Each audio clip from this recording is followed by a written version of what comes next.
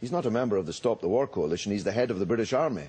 Our presence there is exacerbating this problem, and we ought to get out quickly. Let me read you the words of the father of Alex Green. Just died a few days ago in Iraq, serving with the Duke of Lancashire's regiment, and he had a 2-year-old boy, and his father wrote this. He said, "We shouldn't pull the troops out. If we'd pulled out last week, of course my son would still be alive, but it's not the right thing to do, because if we go out, who will go in?" As if the British public is saying, we know there are going to be more deaths to bring democracy in Iraq, but we don't want our boys dying. Send somebody else's boys. And if you say that, he said, you're saying that my son died in vain.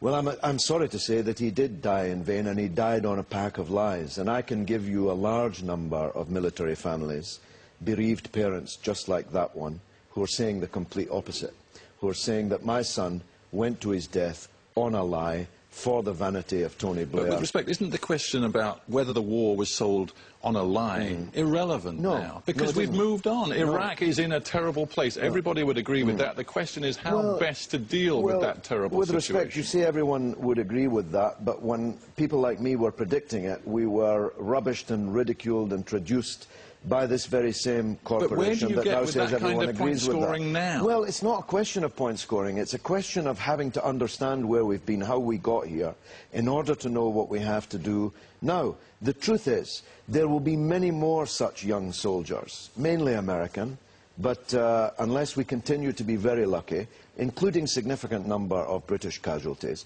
who are dying for nothing. Nothing's going to change in Iraq as long as they are there. Now, that's not to say that everything in Iraq will get better if the coalition forces withdraw.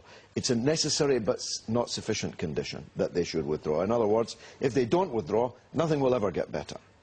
Do you regret, looking back at what you've said over the last few years, do you regret some of your comments made about the presence of British troops in Iraq and the nature of the insurgency, because you upset an awful lot of people? I'm the person that got it right about Iraq. I mean, honestly, that's a perverse question. If you go back through what I said... You say it's perverse. I just want to quote to you some of your own language. Yeah. During 2003, you described the US and British as attacking Iraq like wolves. Who would dispute it?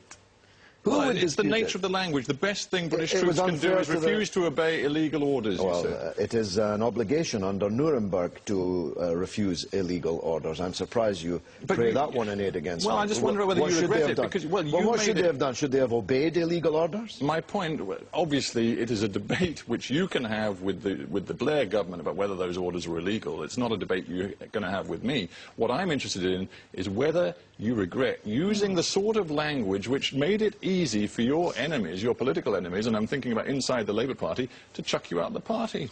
No, it was unfair to the noble wolf to compare him to Bush and Blair. These two men have caused the deaths, if you believe the Lancet, the journal of the British Medical Association, and the Johns Hopkins University, of almost 750,000 people. That's a very, very big pool of blood. That's a very, very big mass grave. And if the accurate prediction that that would turn out to be so is to be held against one, then that would compound what I think is a real problem in this country. You see, the only person in the BBC who actually told the truth was Andrew Gilligan, and he got sacked. The man who backed him, Greg Dyke, the Director General, stood by his man and got sacked. Gavin Davis stood by his DG and got sacked. Piers Morgan in the Mirror got sacked. I got sacked. The people that were right about Iraq, who stood up and told people what they needed to hear, have been marginalised, traduced, ridiculed, I want you and to the others consider, have not. Yeah, I want you to consider, though, in retrospect, whether you could have phrased things, used different language.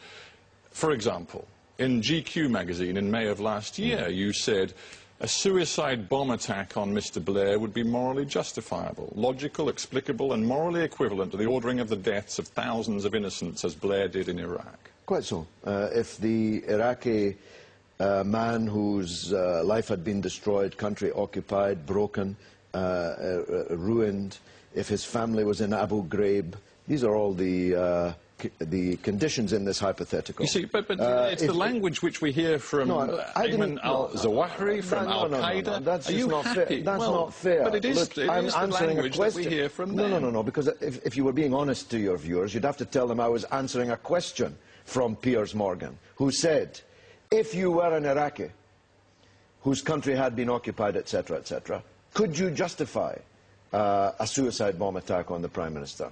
Of course, as a hypothetical question, no one could dispute that. It would be unfair to leave the viewers with the impression I came along the road and blurted out that a suicide bomb attack on the Prime Minister would be justified.